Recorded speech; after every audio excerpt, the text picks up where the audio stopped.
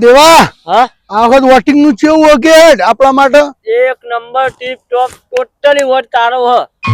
એવું ને હા જીતી દઈશું આપણે તાન તો જીતી જવાના પાલટી આની વાત ચાલે પાલટી સરપંચ માં ફોર્મ ભર્યું હ આવતી ફેર તો પાલટી સરપંચ હશે હું વાત કરે ડીકા સરપંચ તો બનવાનું જ છે આપણો ગામનો તો જોરદાર કહેવાય માર ભાઈ પણ હું કહું